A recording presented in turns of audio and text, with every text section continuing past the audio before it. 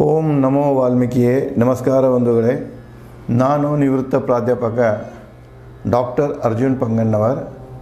ಹೇ ಸೀತಾರಾಮ್ ವಾಹಿನಿಯ ವಾಲ್ಮೀಕಿ ರಾಮಾಯಣ ಅಂದು ಇಂದು ಚಿಂತನ ಕಾರ್ಯಕ್ರಮದ 389ನೇ ಸಂಚಿಕೆಗೆ ತಮ್ಮೆಲ್ಲರಿಗೂ ಸ್ವಾಗತ.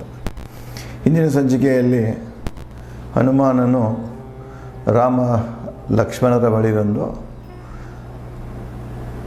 ಅವರ ಯಾರು ಎಲ್ಲಿದ್ದ ಬಂದು ತಿಳ್ಕೊಳ್ಳೋಕ್ಕೆ ಹಲವಾರು ಪ್ರಶ್ನೆಗಳನ್ನು ಮಾಡ್ತಾರೆ.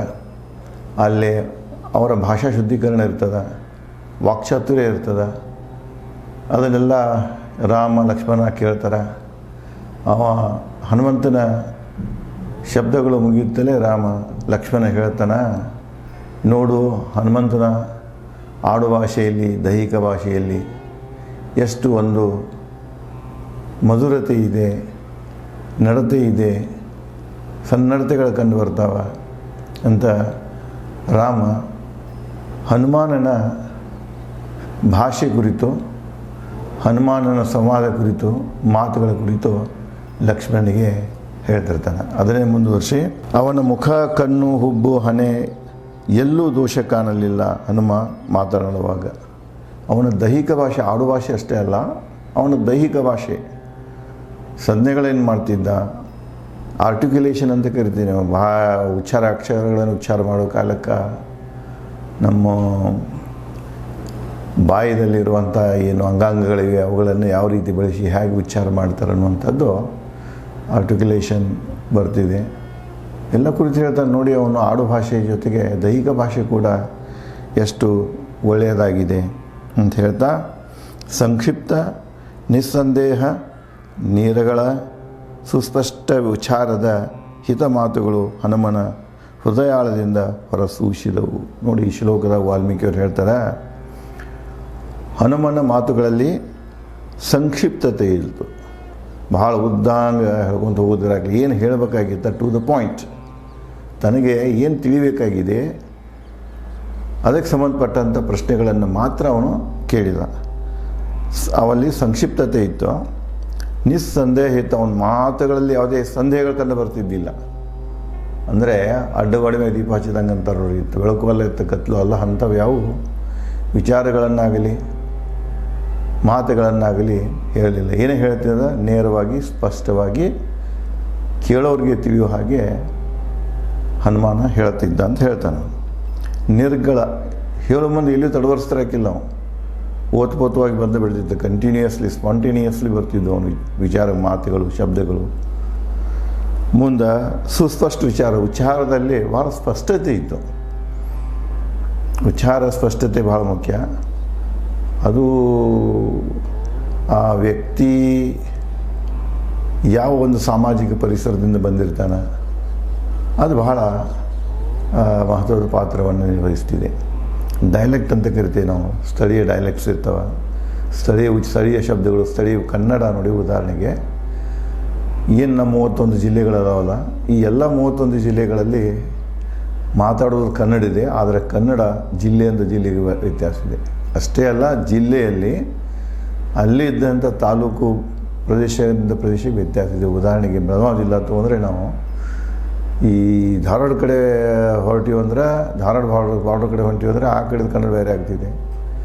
ಕಾರವಾರ ಬಾರ್ಡರ್ ಕಡೆ ಹೊಂಟಿವಿ ಅಂದರೆ ಆ ಕನ್ನಡ ಬೇರೆ ಆಗ್ತಿದೆ. ಮಹಾರಾಷ್ಟ್ರ ಬಾರ್ಡರ್ ಕಡೆ ಹೊಂಟಿವಿ ಅಂದ್ರೆ ಆ ಕನ್ನಡ ಬೇರೆ ಆಗ್ತಿದೆ. ಇಲ್ಲೇ ಕನ್ನಡ ಒಂದೇ ಇದ್ದರೂ ಕೂಡ ಶಬ್ದಗಳ ಬಳಕೆ, ಶಬ್ದಗಳ ಉಚ್ಚಾರ ಚೇಂಜ್ ಆಗ್ತಿದೆ. ಮುಂದೆ ಇನ್ನು ಈ ಬುಡಕಟ್ಟು ಜನಾಂಗದ ಭಾಷೆ ಅವರು ಕನ್ನಡ ಮಾತಾಡುತ್ತಿದ್ದರೂ ಕೂಡ ಅಲ್ಲಿಯೂ ಕೂಡ ಕೆಲವು ಅಕ್ಷರಗಳ ಉಚ್ಚಾರ ಬೇರೆ ಬೇರೆ ಕಂತ ಸ್ಪಷ್ಟತೆ ಇರುವುದಿಲ್ಲ. ಇಲ್ಲೇ ಆದರೆ ಇಲ್ಲಿ ಹನುಮಾನಲ್ಲಿ ರಾಮ ಅಬ್ಸರ್ವ್ ಮಾಡ್ತಾರೆ, ಅಂಥದ್ದು ಯಾವುದೇ ಅಸ್ಪಷ್ಟತೆ ಇರೋಕ್ಕಿಲ್ಲ. ಅವನು ಬಳಸುವಂಥ ಪ್ರತಿಯೊಂದು ಶಬ್ದದಲ್ಲಿ, ಉಚ್ಚಾರದಲ್ಲಿ, ಅಕ್ಷರ ಉಚ್ಚಾರದಲ್ಲಿ ಕೂಡ ಅವನದೇನಿತ್ತು, ಸುಸ್ಪಷ್ಟತೆ ಇತ್ತು. ಮಾತುಗಳು ಹನುಮನ ಹೃದಯದಿಂದ ಹೊರ ಸೂಸುತ್ತಿದ್ದವು. ಮಾತಾಡುವ ಕಾಲಕ್ಕೆ ಬರೀ ತುಟಿಯಿಂದ ಬರ್ತಿದ್ದಿಲ್ಲ, ಅವನ ಹೃದಯ ಆಳದಿಂದ ಮಾತುಗಳು ಬರ್ತಿದ್ದವು. ಯಾವ ಮಾತುಗಳು ಹೃದಯ ಆಳದಿಂದ ಬರ್ತಾವೆ ಅದರಲ್ಲಿ ಒಂದು ತೂಕ ಭಾರ ಇರ್ತಿದೆ. ಅದು ಹೃದಯಕ್ಕೆ ಹೋಗಿ ಮುಟ್ತಿದೆ. ತುಟಿಗಳ ಮೇಲಿನ ಮಾತ, ಬರೀ ನಾಲಿಗೆ ಈಚೆಗಡೆ ಮೇಲಿನ ನಾಲಿಗೆ ಮಾತುಗಳು, ತುಟಿಯ ಮಾತುಗಳು ಅವು ನಾಲಿಗೆ ಮತ್ತು ತುಟಿಗೆನ ಸೀಮಿತ ಆಗ್ತವೆ. ಹೃದಯ ಹೋಗಿ ಮುಟ್ಟುವಲ್ಲಿ ಯಶಸ್ವಿ ಆಗುವುದಿಲ್ಲ. ಅದಕ್ಕೆ ಇಲ್ಲಿ ಹನುಮ ಹೃದಯ ಆಳದಿಂದ ಮಾತಾಡಿದ್ದನ್ನು ರಾಮ ಲಕ್ಷ್ಮಣನಿಗೆ ಹೇಳ್ತಾನೆ. ಮುಂದುವರೆದು, ಖಡ್ಗ ಹಿಡಿದ ಶತ್ರು ಕೂಡ ಶಾಂತನಾಗುವನು. ಇಲ್ಲೇ ಹನುಮಂತನ ಮಾತು ಕೇಳಿದ ತಕ್ಷಣ ಯಾರಾದರೂ ಶತ್ರುಗಳು ಹೊಡಿಬೇಕಂತ ಖಡ್ಗ ಹರ್ಕೊಂಡು ಬಂದಿದ್ರೂ ಕೂಡ ಅವನ ಒಂದು ಮಾತಿನ ನಮ್ರತೆಯನ್ನು ನೋಡಿಕೊಂಡು, ಮಾತಿನಲ್ಲಿರುವಂಥ ಸನ್ನಡತೆಯನ್ನು ನೋಡಿಕೊಂಡು ವೈರಿ ಕೂಡ ಅವ್ರ ಮೇಲೆ ಹಲ್ಲೆ ಮಾಡುವುದನ್ನು ನಿಲ್ಲಿಸಿಬಿಡ್ತಾನೆ. ಅವನು ಕೂಡ ಏನಾಗ್ತಾನೆ, ಆ ಮಾತಿನಿಂದ ಶಾಂತ ಚಿತ್ತದಲ್ಲಿ ಹೋಗ್ತಾನೆ. ಇವನ್ನು ಬಹಳಷ್ಟು ನಾವು ಗೌತಮ್ ಬುದ್ಧರದ ಕಥೆ ಆಗಿರ್ಬೋದು, ಇನ್ನೇನೋ ಕೆಲವೊಂದು ಕಥೆಗಳಲ್ಲಿ ಬರ್ತಾವೆ. ಸಂತರು ಹೋಗುವ ಕಾಲಕ್ಕೆ ಈ ದುಷ್ಟ ಜನ ಅವ್ರನ್ನ ಹೊಡಲಿಕ್ಕೆ ಹೋಗ್ತಾರೆ. ಆದರೆ ಸಂತರ ಒಂದು ವ್ಯವಹರಿಸುವಂತಹ ಅವ್ರದ್ದೊಂದು ದೈಹಿಕ ಭಾಷೆ ಮತ್ತು ಆಡು ಭಾಷೆಗಳನ್ನು ತಿಳ್ಕೊಂಡು ಅವ್ರೇನು ಮಾಡ್ತಾರೆ, ತಮ್ಮ ಶಸ್ತ್ರಗಳನ್ನು ತಮ್ಮ ಇವನ್ನ ತ್ಯಾಗ ಮಾಡಿ, ಖಡ್ಗಾಗಲಿ ಏನೇ ಇರಲಿ ಕೈಗೇನಿದ್ದು ಅಂದ್ರೆ ಶಸ್ತ್ರಾಸ್ತ್ರಗಳಿದ್ದು ಅಂದರೆ ಅವನ್ನ ತ್ಯಾಗ ಮಾಡಿ ಶರಣರಾದಂಥ ಬಹಳಷ್ಟು ಕಥೆಗಳನ್ನು ಕೇಳಿದೆ. ಅಜಾತಶತ್ರುನು ಅದೇ ಪ್ರಕಾರ ತನ್ನ ಖಡ್ಗ ಇದನ್ನು ತ್ಯಾಗ ಮಾಡಿ ಬೌದ್ಧನ ಸ್ವೀಕಾರ ಮಾಡ್ತಾನೆ. ಅಶೋಕ ಕೂಡ ಹಾಗೆ ತನ್ನ ಖಡ್ಗವನ್ನು ತ್ಯಾಗ ಮಾಡಿ ಬೌದ್ಧ ಒಬ್ಬ ಮಾಂಕದ ಇದನ್ನು ಉಪದೇಶಗಳನ್ನು ಕೇಳಿ ತ್ಯಾಗ ಮಾಡ್ತಾನೆ. ಹೀಗೆ ಇಲ್ಲಿ ಏನಾಗ್ತಿದೆ ಅಂದರೆ ಮಾತಿನಲ್ಲಿ ಮಾತು ಏನೆಲ್ಲನೂ ಯಾರೆಲ್ಲನೂ ಪರಿವರ್ತನೆ ಮಾಡೋದು, ದುಷ್ಟನನ್ನು ಕೂಡ ಪರಿವರ್ತನೆ ಮಾಡುವಂಥ ಶಕ್ತಿ ನಾವು ಮಾತಾಡುವಂಥ ಮಾತಿನಲ್ಲಿ, ಮಾತಾಡುವ ಶೈಲಿಯಲ್ಲಿ, ನಾವು ಆಡುವ ಶಬ್ದಗಳಲ್ಲಿ ಇರ್ತಿದೆ. ಅದಕ್ಕೆ ಹೇಳ್ತಾನೆ, ಯಾವನೇ ಖಡ್ಗ ಹಿಡ್ಕೊಂಡು ಹೊಡಿಬೇಕಂತ ಬಂದರೂ ಕೂಡ ಹನುಮನ ಮಾತುಗಳನ್ನು ಕೇಳಿ ಅವನು ಕೂಡ ಖಡ್ಗವನ್ನು ಏನು ಮಾಡ್ತಾನೆ, ಬಿಟ್ಟಾನೆ. ಕೇಳಿ ಹನುಮಾನನ ಸುಮಧುರ ಮಾತು, ಇಂಥ ದೂತನ ಪಡೆದ ರಾಜ್ಯ ಧನ್ಯ, ತನ್ನೆಲ್ಲ ಒಪ್ಪಂದಗಳನ್ನು ಸಾಧಿಸುವನು. ಇಲ್ಲಿ ನೋಡಿ, ದೂತನಾದವನು ಈ ಒಂದು ಭಾಷೆ ಕಲೆಯನ್ನು ಹೊಂದಿರಬೇಕು. ಈಗಿನ ಸಂದರ್ಭದಲ್ಲಿ ನೋಡ್ತಾ ಇದ್ದೀರಿ, ಮೊನ್ನೆ ಆಪರೇಷನ್ ಸಿಂಧೂರ ಆದ ತಕ್ಷಣ ನಾವು ಆಪರೇಷನ್ ಸಿಂಧೂರು, ಭಾರತ ಯಾವಾಗಲೂ ಯುದ್ಧವನ್ನು ಬಯಸುವುದಿಲ್ಲ, ಎರಡನೇದವ್ರ ಮೇಲೆ ಆಕ್ರಮಣ ಮಾಡುವುದಿಲ್ಲ.